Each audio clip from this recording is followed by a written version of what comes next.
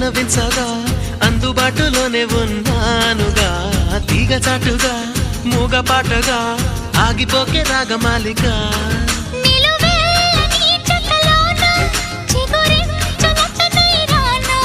కొనగోటి కొంటె నానా